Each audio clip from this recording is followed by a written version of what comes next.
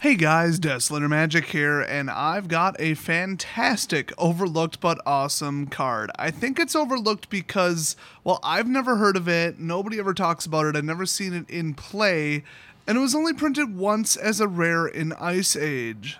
Now when I show you this card, you are going to want to put this in some kind of deck. I mean, this just screams Commander. But I've got some good news. Now you can tell how, obscure and how, off people's radar a card is basically by just looking at the price in some cases, and this is like $2. So that's right, I said you're going to want it and you can actually afford it. Are you ready for me to drop this big bundle of awesomeness on ya? It's Total War. I know what you're thinking. Isn't that a book? I don't know, probably. Isn't that a video game? I'm pretty sure. Isn't that a... Yes, other things are called this. Get over it. So let's read the original version of this card because I like it better. It's an enchantment that costs 4, and whenever any player declares an attack, so any player, keep that in mind, destroy all untapped non-wall creatures that player controls that don't attack.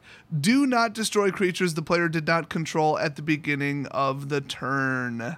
Now, Wall was the original Defender, but in the Oracle text they did not update it to say Defender, which I always found that to be a questionable choice on every card. But let's read the Oracle text, which is the up-to-date, official, correctly phrased, fully clear, I guess, version of the wording. So the revised Oracle text is, whenever a player attacks with one or more creatures, destroy all untapped non-wall creatures that player controls that didn't attack, except for creatures the player hasn't controlled continuously since the beginning of the turn.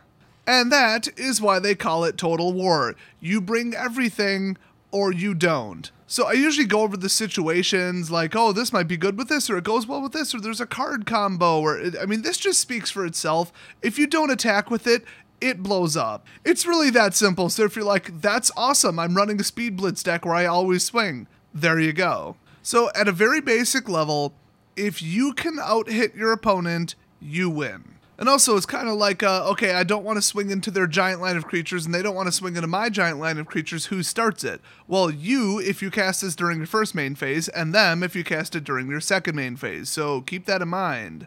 Now, the key to this card to make it work at a very basic level is either make them do it first by casting this during your second main phase, then their next combat step comes up first, and everything that didn't attack is gone.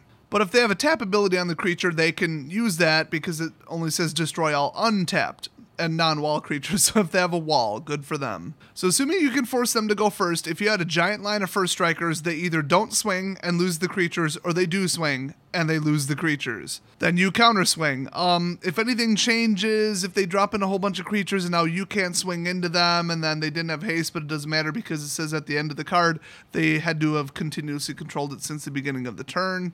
Okay, now just get something with vigilance, or big giant boosted creatures, just out-damage them. There's all kinds of strategies you could throw together to make this work. I love it. I love this card. The combos are practically limitless. So hopefully you guys find a deck to throw this in because it is simply amazing, and like I said, $2 guys, $2. Thanks for watching. Check out the rest of the videos in this playlist, and I'll see you guys next video.